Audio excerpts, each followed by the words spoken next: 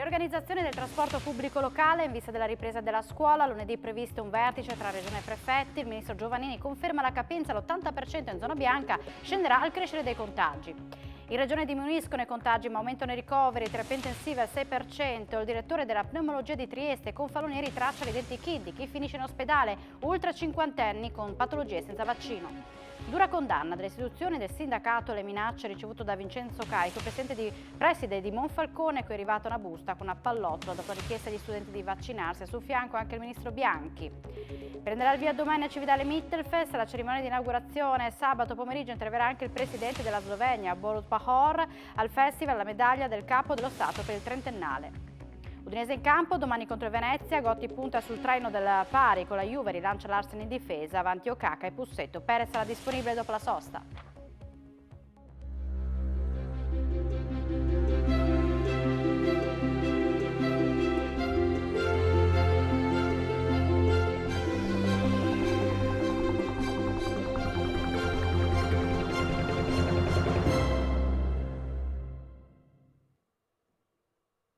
Buonasera e ben ritrovati, un nuovo appuntamento con l'informazione di Telefriuli. Lunedì prossimo è in programma un incontro tra Regione e prefetti per definire i piani del trasporto pubblico locale in vista della ripresa dell'anno scolastico. Oggi incontro con il ministro Giovannini, si è parlato solamente di alcune indicazioni operative come la diminuzione della capienza con l'aumento dei contagi. Lunedì si chiuderanno le bozze di lavoro con i prefetti che saranno inviati al Ministero e poi bisognerà attendere il via da Roma. La questione trasporto pubblico locale in vista della ripresa dell'anno scolastico e in FVG il 16 settembre non si è ancora chiusa. L'incontro di oggi con il Ministro delle Infrastrutture Enrico Giovannini non è stato risolutivo. I tasselli si chiuderanno quando si comincerà a scuola perché i tasselli si chiudono con i dati certi della pandemia, quindi è difficile fare una previsione definitiva oggi di quello che sarà il trasporto. Noi puntiamo ovviamente assieme alla collega Rosole di portare il 100% dei ragazzi in classe con l'80% attuale dei trasporti.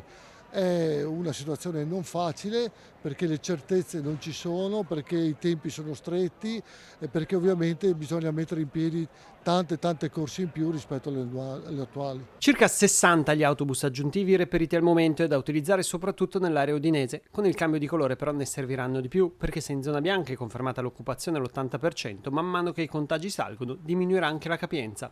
Nel caso di trasporto tra regioni diverse prevarrà la misura più restrittiva. Man mano che il colore diventa più scuro dobbiamo aggiungere, abbiamo però ovviamente contattato tutti gli NCC dell'anno scorso scolastico precedente, per cui abbiamo diciamo così, almeno la parola per quanto riguarda eventualmente approvvigionamento superiore rispetto all'attuale. Nulla da fare invece per la questione dei controlli. Al momento l'ipotesi di affidare poteri in più ai controllori delle società appare di difficile percorrenza. Nell'ultima settimana in Friuli Venezia Giulia sono leggermente diminuiti i nuovi contagi da Covid, ma aumentano i ricoveri, in particolare in terapia intensiva. Rallenta in tutta Italia la campagna vaccinale, lo dice la Fondazione GIMB. I nuovi contagi da Covid risultano stabili da 3 settimane, ma salgono i ricoveri tra i non vaccinati e crollano del 66% le somministrazioni nel mese di agosto. Ecco in sintesi l'evoluzione della pandemia a livello nazionale secondo il monitoraggio della Fondazione GIMBE. Nella settimana 18-24 agosto i nuovi casi sono aumentati del 4,3%, i ricoveri in area medica del 16,2%, quelli in terapia intensiva del 19%. In Friuli Venezia Giulia si registra una performance in peggioramento per i casi attualmente positivi per 100.000 abitanti, sono 78, mentre si evidenzia una diminuzione nei nuovi casi, meno 1,3% rispetto alla settimana precedente. Rimangono sotto soglia di saturazione i posti letto in area medica e terapia intensiva, rispettivamente al 2 e al 6%. Tra il 18 e il 24 agosto sono stati registrati 64 nuovi casi in provincia di Trieste, 54 a Pordenone, 41 a Gorizia, 39 a Udine. Sul fronte dei vaccini, con le nuove forniture, l'Italia potrà contare su 10 milioni di dosi entro la fine del mese.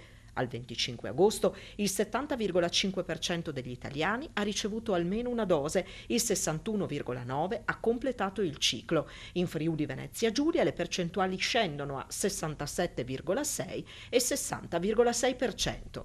La Fondazione Gimbe sottolinea poi l'esitazione vaccinale degli over 50. A livello nazionale l'87,1% ha ricevuto almeno una dose, percentuale che nella nostra regione cala a 82,1%. In Friuli Venezia Giulia, nella fascia 12-19 anni, si è visto somministrare almeno una dose il 47,5% della popolazione contro il 53,1% della media nazionale. Venendo alla validità del Green Pass, per la Fondazione Gimbe l'estensione a 12 mesi per persone vaccinate o guarite non è sostenuta da evidenze scientifiche. Per finire la scuola, per la Fondazione, le numerose criticità che lo scorso anno scolastico hanno ostacolato, se non reso impossibile, lo svolgimento delle lezioni in presenza non sono state finora affrontate in modo risolutivo e le nuove misure approvate non contengono rilevanti cambiamenti a fronte di una variante del virus molto più contagiosa. Prosegue la campagna vaccinale con l'avvio anche del servizio di prossimità nelle zone più difficili da raggiungere. Il vicepresidente Riccardo Riccardi in ogni caso esorta le persone che non lo hanno ancora fatto a effettuare la profilassi, lanciando poi una dura critica alla questione privacy. 900.000 vaccinati, questo è l'obiettivo della regione per riuscire a garantire una immunità di gregge. Il vicegovernatore Riccardo Riccardi fissa l'asticella e traccia il quadro della situazione con l'ennesimo appello a chi ha timore nella profilassi. Vediamo che il vaccino dà le risposte auspicate, vediamo che il contagio aumenta ma la pressione ospedaliera al momento non è proporzionale all'andamento del contagio, ma è evidente che la pressione ospedaliera sarà inversamente proporzionale all'andamento del contagio, quindi della vaccinazione. Quindi è chiaro che il mio appello è a coloro che sono ancora in quella fascia di indecisione: consultate i vostri professionisti di fiducia. Oltre agli hub, da oggi è partito un nuovo servizio. Adesso stiamo facendo anche un lavoro di prossimità, stiamo andando anche nei comuni dove vediamo una vaccinazione un po' più bassa. Le buone notizie arrivano dai più giovani. In vista della ripresa delle scuole, luogo sicuro secondo Riccardi, ma difficile nella gestione del pre e del post. A volte vediamo giovani che convincono i genitori ad andare a vaccinarsi e credo che questo sia un esempio importante. E poi abbiamo gli insegnanti, il corpo docente e il corpo non docente, che nelle scuole oggi presenta una delle prestazioni migliori del sistema. Quindi è chiaro, la scuola è un tema importante, ma un paese normale non può avere una scuola che non funziona. Non manca poi una pesante critica al tema della privacy. Non trovo normale che in una condizione di emergenza sanitaria siamo tutti attenti a capire come gestiamo il dato con la privacy. Perché intanto che gestiamo il dato con la privacy, le persone poi rischiano di andare all'altro mondo. Dai 50 anni in su con patologie e soprattutto non vaccinato, e questo l'identikit del ricoverato in ospedale per Covid oggi. Il professor Marco Confalonieri, direttore della pneumologia di Asugi, traccia il bilancio in vista dell'autunno, quando purtroppo è prevista una recrudescenza del virus. I soggetti più a rischio sono quelli di età dai 50 ai 75-80, sono quelli che si vedono più spesso e non sono vaccinati. Rarissimi anziani, diciamo sopra i 75-80, qualche giovane che prima non si vedeva, ma comunque stiamo parlando di numeri molto bassi rispetto alle ondate precedenti che abbiamo avuto fino a maggio. Sono i non vaccinati a finire in ospedale oggi a causa del Covid, e appena la patologia viene curata la loro reazione è fin troppo ovvia. I non vaccinati capiscono che la paura del vaccino forse era esagerata rispetto alla paura della malattia grave da Covid. Il timore è di una recrudescenza del Covid in autunno, peraltro tipica dei virus respiratori. Cercheremo di far fronte sperando in una minore riduzione delle attività anche sanitarie e anche in una minore portata di questa eventuale quarta ondata. Oggi i Rotary della Venezia Giulia hanno consegnato proprio alla clinica di pneumologia un ecografo portatile, una donazione che rientra in un pacchetto più ampio effettuato per supportare la sanità in un momento così difficile. Andiamo a vedere i dati dei contagi di oggi. Su 1088 tamponi molecolari sono state rilevate 26 positività con una percentuale del 2,39%. Tra questi casi 8 sono i contagi riscontrati tra i migranti rintracciati nelle ultime 48 ore, 5 a Trieste e 3 a Udine. Sono inoltre 2516 test rapidi antigenici eseguiti, dai quali sono stati rilevati 10 casi, 0,4%. Nella giornata odierna non si registrano decessi, scendono a 10 le persone ricoverate in terapia intensiva, mentre sono 30 gli ospitalizzati in altri reparti. Dura condanna del mondo delle istituzioni, della scuola, alle minacce ricevute da Vincenzo Caico, presidente del liceo Buonarroti di Monfalcone. Gli è stata recapitata una busta anonima con un proiettile dopo la sua richiesta agli studenti di vaccinarsi. In suo supporto si è schierato anche il ministro della scuola, Patrizio Bianchi, che ha chiamato al telefono il dirigente. Caico non è solo, siamo al suo fianco, andiamo avanti, ha commentato il rappresentante del governo Draghi. Ha avuto eco nazionale la vicenda che ha visto tristemente protagonista Vincenzo Caico, preside del liceo Buonarroti di Monfalcone. Il dirigente ha ricevuto in questi giorni una lettera minatoria con un proiettile all'interno come risposta alla richiesta di vaccinarsi fatta ai propri studenti. Sporta denuncia ai carabinieri mentre arriva la condanna da parte delle istituzioni. Ho ricevuto stamattina e anche ieri sera diversi messaggi, diverse telefonate e mi ha chiamato anche stamattina il ministro Bianchi e ieri mi ha scritto anche l'ex ministro Azzolina. Ovviamente c'è tanta amarezza perché in questo tipo di scontri di matrice anche un po' ideologica non dovrebbero essere tenute fuori le scuole, insomma, che dovrebbero essere dei luoghi protetti dove i nostri ragazzi studiano, crescono, si formano ai valori condivisi, al progresso civile e invece insomma questo più che un attacco alla mia persona è soprattutto un attacco all'istituzione scolastica. Insomma, poi la maggior parte, insomma quasi la totalità del personale scolastico della mia scuola, insomma credo che sia vaccinato, abbia il Green Pass, c'è tanta sensibilità anche da parte delle famiglie ad aderire alla campagna vaccinale. Molte le reazioni alle minacce ricevute da Caico e i messaggi di solidarietà al dirigente. Siamo di fronte a un episodio gravissimo, un attacco inaccettabile in una società civile e democratica, ha affermato il segretario della UIL Scuola FVG Ugo Previti. UIL Scuola ha ribadito di essere a favore della campagna vaccinale, ma nel rispetto della libertà di scelta e delle preoccupazioni delle persone. Siamo di fronte a un episodio gravissimo e intollerabile che richiede una dura presa di posizione, tanto più alla vigilia dell'avvio di un anno scolastico che si preannuncia ancora più problematico del precedente. Così la FIL-CGIL, la quale ricorda che la copertura vaccinale è una misura di sicurezza e un dovere civico fondamentale.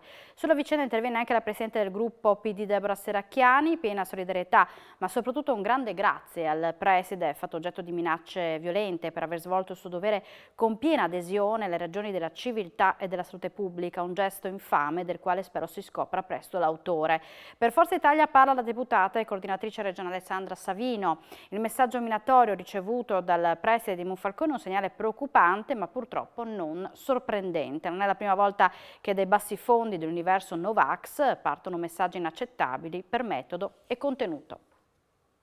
Incidente in parapendio sul monte Valini Sameduno, un 34enne della Repubblica Ceca è precipitato procurandosi diverse ferite.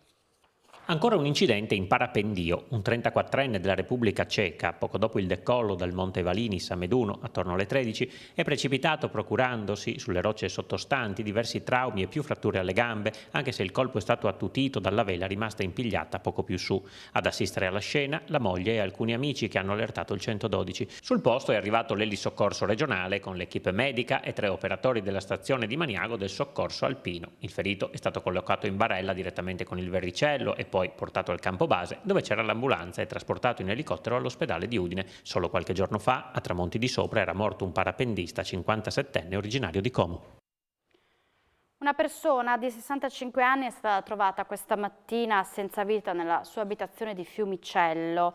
A dare l'allarme sono stati i parenti e vicini di casa che non avevano sue notizie da ore. Inutili purtroppo i soccorsi, non è rimasto altro da fare se non decretare il decesso da parte del medico intervenuto sul luogo della disgrazia. La persona è morta per cause naturali, colta da un malore che non le ha permesso di chiedere aiuto.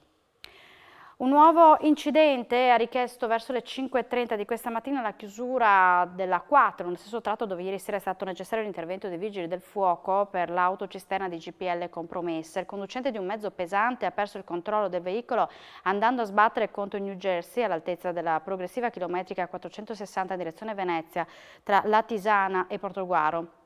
Nell'impatto il suo carico di pollame si è disperso, una parte dei pennuti è stata investita dai veicoli in transito, altri hanno creato intralcio alla circolazione. Proprio per recuperare le carcasse degli animali e per mettere in sicurezza la sede stradale, per evitare ulteriori incidenti, è stato necessario chiudere l'arteria questa mattina. Disagi sempre in questa mattina anche nel tratto precedente a Tre Corsie tra San Giorgio di Nogaro e Latisana, sempre in direzione Venezia, dove un altro mezzo pesante ha perso un carico di granaglie, avete visto le foto. Sul posto è intervenuto il personale della manutenzione di autovie per sgomberare gli ostacoli della corsia di marcia. I due tratti sono stati poi riaperti solamente alle 11:30.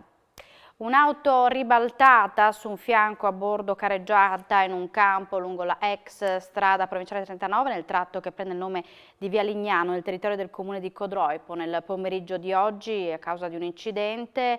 Per causa del vaglio dei carabinieri della stazione di Codroipo intervenuti per rilievi e viabilità, una donna al volante della sua vettura ha perso il controllo ed è finita fuori strada, rimasta incastrata all'interno dell'abitacolo, poi liberata dai vigili del fuoco. La donna ferita non sarebbe in pericolo di vita. Infarto alla guida per una persona che stava percorrendo la tangenziale a Areana de Royale nel primo pomeriggio di oggi. Immediata richiesta d'aiuto non appena la vettura ha accostato in maniera anomala a bordo strada. Dopo l'arrivo dei sanitari il conducente è stato trasportato d'urgenza al pronto soccorso del Santa Maria delle Misericordia di Udine. Le condizioni della persona sono preoccupanti. Dovrà scontare la pena di 1 anno e 3 mesi di reclusione per detenzione di stupefacenti a fini di spaccio, reato commesso in provincia di Udine nel corso del 2018, quando era ancora minorenne. A finire in cella un ragazzo di 20 anni con precedenti di polizia residente a Udine. Il giovane si è presentato spontaneamente dai militari dell'Arma della stazione capoluogo. È stato tratto in arresto nella serata di ieri dai carabinieri della sezione radiomobile in esecuzione di un ordine di carcerazione emesso dalla procura presso il Tribunale di minorenni di Trieste. 3 persone sono state denunciate a seguito dei controlli eseguiti in occasione dell'8ª operazione Stazioni Sicure da parte degli agenti della Polizia Ferroviaria del Friuli Venezia Giulia. 3 denunciati e 535 persone e relativi bagagli a seguito controllate in 19 scali ferroviari da oltre 60 operatori della Polizia Ferroviaria del Friuli Venezia Giulia, con il supporto a Trieste delle unità cinofile della Guardia di Finanza del capoluogo giuliano. Questi risultati dell'8ª operazione Stazioni Sicure del 2021, disposta dal Servizio Polizia Ferroviaria per migliorare la prevenzione dei crimini e il controllo della legalità in ambito ferroviario. A Trieste sono stati denunciati 3 cittadini pakistani, 1 per ingresso e soggiorno illegale in Italia e 2 per favoreggiamento dell'immigrazione clandestina. I poliziotti hanno poi fermato un veicolo vicino alla stazione con 2 stranieri a bordo, sul quale stava salendo un terzo uomo che è risultato soggiornare illegalmente sul territorio nazionale. I continui rintracci di migranti sul territorio preoccupano la Lega, che guarda con timore anche alle conseguenze dell'esodo afghano. Il segretario regionale Marco Dreosso sottolinea come serva una distinzione netta tra chi avrà bisogno dello status di rifugiato da aiutare e chi no. Intanto domani una delegazione di afghani chiederà udienza al prefetto di Pordenone. I rintracci che aumentano sul territorio sono il problema imminente, la fuga dall'Afghanistan in mano ai talebani, quello a lungo termine. Il risultato attuale resta la preoccupazione tra le fila della Lega per la gestione di un'immigrazione illegale e incontrollabile. La crisi che si è verificata in queste settimane in Afghanistan sicuramente sta aggravando una situazione già difficile che sta interessando in particolare la nostra regione attraverso la cosiddetta rotta balcanica. Purtroppo i rintracci ormai sono quotidiani e sarà, dico io, difficile d'ora in dobbiamo poi anche distinguere coloro che arrivano da territori che sono soggetti evidentemente a persecuzione o a problematiche di carattere umanitario rispetto a chi invece è solo un migrante di carattere economico. Per questo motivo noi stiamo facendo importanti pressioni nei confronti dell'Unione Europea perché si prenda a carico questa situazione ed immediatamente stabilisca delle regole chiare, oltre che dei corridoi umanitari che possono effettivamente mettere in salvo le persone che non hanno diritto e non lasciare la nostra regione, il Friuli Venezia Giulia, allo sbando come siamo in questo momento. Per questo resta fondamentale la sinergia con la Slovenia. Il presidente Janša non è intenzionato assolutamente ad accogliere migranti che evidentemente non hanno diritto allo status di rifugiato. Questa è una posizione che è già stata tenuta anche dall'Austria e anche dagli altri paesi del gruppo di Visegrad.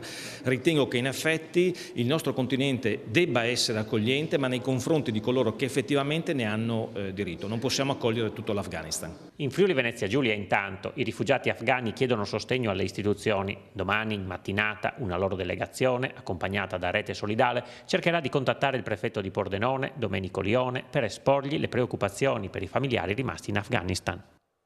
E del caso Afghanistan parleremo questa sera a Screenshot a partire dalle 19:45 con l'intervista di Daniele Micheluzza al generale di Corpo d'Armata Vincenzo Santo, già capo di Stato Maggiore.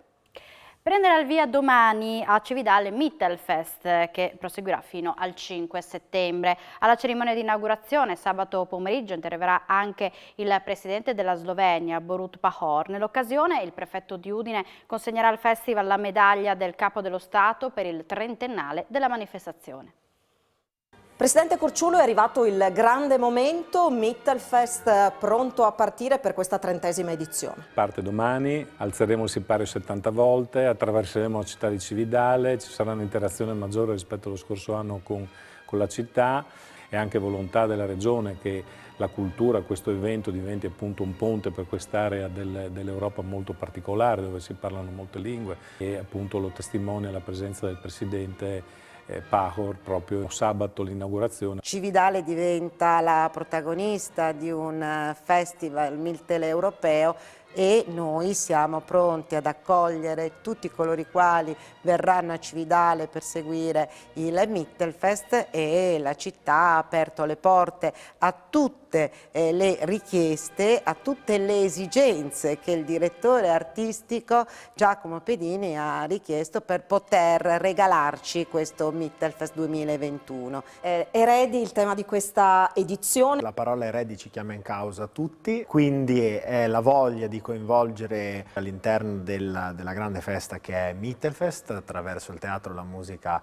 e la danza e con il desiderio di stare ben ancorati nel presente ed è chiaramente anche quello di portare a Cividale del Friuli la freschezza di nuove generazioni insieme naturalmente a grandi artisti affermati che un po' possono anche tracciare la via.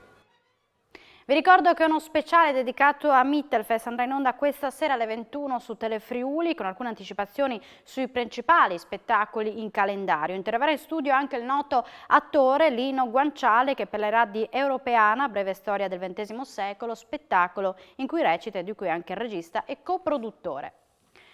Raggiungere 19 milioni di euro di investimenti entro la fine dell'anno a favore del settore zootecnico, risorse che potranno essere incrementate nel triennio. E questo l'obiettivo della Regione, illustrato oggi dall'assessore regionale alle risorse agroalimentari Stefano Zanier durante la presentazione del libro La pezzata rossa, storia della razza, pubblicato dall'Associazione Nazionale Allevatori Bovini di Razza, Pezzata Rossa Italiana. La storia della pezzata rossa italiana è costellata di momenti importanti che ne hanno determinato l'indirizzo selettivo in risposta alle esigenze dei suoi allevatori. Alberto Romanzin e Lorenzo Degano hanno voluto raccontarla nel libro La pezzata rossa, storia della razza, presentato alla Casa della Contadinanza a Udine. Negli anni le famiglie contadine in qualche maniera, grazie appunto a questa razza, si sono un po' affrancate dalla miseria. Quindi è una razza, non solo una razza, ma è stato uno strumento proprio che ha consentito la crescita delle nostre famiglie e ci ha garantito negli anni quello che è il benessere in cui tutti viviamo. Un settore, quello zootecnico, che non si può riconvertire, per questo la Giunta regionale investirà delle risorse. Però l'investimento che la Regione ha già fatto, perché nella realtà rispetto alle filiere lattiero-casearie entro la fine dell'anno credo arriveremo a circa 19 milioni di investimenti sostenuti da parte delle aziende zootecniche di trasformazione e con una possibilità ulteriore che abbiamo dato e speriamo che venga colta poi dai soggetti della trasformazione di realizzare delle aggregazioni per arrivare anche a masse critiche importanti che possano essere determinanti sul mercato. Credo che questa scelta legata alla zootecnia, alla pezzata rossa, ma non solo, sia legata al fatto che la nostra visione è quella che un settore zootecnico è indispensabile in una regione come il Friuli Venezia Giulia, anche per mantenere un equilibrio culturale e mantenere un equilibrio anche ambientale rispetto alla possibilità che determinati terreni che non possono essere riconvertiti in altre colture magari non restino addirittura abbandonati. Oggi è il giorno che celebra il miglior amico dell'uomo, il cane, nell'anno in cui si sono registrate più adozioni e meno abbandoni anche in Friuli Venezia Giulia. Avere un amico a quattro zampe aiuta a combattere lo stress ed evitare la solitudine. Oggi sai che è la giornata mondiale del cane? Oggi si celebra la giornata mondiale del cane per festeggiare quello che da sempre è considerato il miglior amico dell'uomo. La giornata è stata istituita nel 2004 per la sensibilizzazione contro l'abbandono e la promozione dell'adozione di animali senza famiglia. Gli abbandoni sono pochissimi. A Porpetto abbiamo circa 45 cani, più o meno. Ecco, per quanto riguarda invece Riva ed Arcano e Cormons sono molti di meno perché sono sui 25. Sono tutti cani non accalappiati, diciamo che l'1% sarà trovato nel territorio, tutti gli altri sono invece da rinunce o addirittura da sequestri giudiziari. In canile è quella lì che chiaramente ti si avvicina prima, è quella che tu ti innamori subito e quindi è stato amore a prima vista con lei. E anche con lui, tra i due cuccioletti, c'era lui che era quello più simpatico, quello più... e allora ho scelto lui e da quel giorno è amore. Adesso che sai che oggi è la giornata mondiale del cane, gli farai un regalino? Come no, scatoletta super preziosa, super nutriente. Io è il primo cane di razza che prendo in tutta la mia vita e ho sempre avuto meticci e animali tirati fuori da situazioni difficili e tutto. E avevo questo cruccio di prendere il Golden sin da quando ero piccolo, quindi non mi sono privato di questa occasione, insomma, quando è stato il momento, ma bisogna sicuramente pensare che ci sono tanti animali nei canili che meriterebbero di vivere una vita un po' migliore. Senti, loro sono fortunati, oggi è la loro giornata, un regalino non glielo farai? Tutti i giorni glielo facciamo, sono trattati meglio di noi umani, viviamo in funzione loro. Cominceranno in autunno i lavori di messa in sicurezza della strada provinciale che da Plaino porta a Moruzzo. All'altezza dell'incrocio di Brazzacco sarà realizzata una rotatoria. L'incremento del traffico che attraversa il Nicco ha indotto l'amministrazione comunale di Moruzzo a mettere in sicurezza la strada provinciale. All'altezza di Brazzacco sarà realizzata una rotatoria i cui lavori cominceranno in autunno. Questo è un lavoro per il quale abbiamo ricevuto un contributo di circa €500.000 che risolverà, allora noi speriamo di riuscire a far partire i lavori per questo autunno, la gara con l'impresa è già stata fatta, che risolverà un problema di circolazione di un incrocio molto pericoloso, un'intersezione che da un lato porta a Brazzacco e dall'altro scende verso la frazione di Alnicco e Brazzacco Centro. E quando inizieranno i lavori, quella è una strada provinciale molto utilizzata per chi da Udine attraversa Pagnacco e quindi si dirige a Fagagna, purtroppo ci saranno i disagi dovuti al caso e dovuti ai lavori. Moruzzo avvierà anche un primo esperimento per il controllo del traffico attraverso la posa di 2 telecamere, alle quali se ne aggiungeranno presto altre in tutti i punti nevralgici della cittadina. Queste telecamere monitoreranno il traffico ovviamente, ma si occuperanno anche di rilevare, cosa principale, tutti quegli autoveicoli che non saranno dotati né di collaudo né neanche di assicurazione. Ecco, quindi sicurezza accanto ai controlli. C'è un aggiornamento di cronaca, non ce l'ha fatta ed è morto l'uomo colto da un infarto questo pomeriggio mentre guidava un furgone lungo la tangenziale Areana del Roiale. Si tratta di un uomo di 56 anni di Butrio al volante di un mezzo di una cooperativa che si occupa di assistenza alle persone con difficoltà. Sul posto i carabinieri della stazione di Remanzacco insieme al personale della Sores, deceduto alla Santa Maria della Misericordia di Udine, era stato accolto in codice rosso. Tra poco Sport FVG alla vigilia della sfida tra Udinese e Venezia. Gotti punta sul traino del pari con la Juve e rilancia Larsen in difesa. Noi siamo in chiusura, subito dopo la pubblicità tutte le notizie sportive. Buona serata.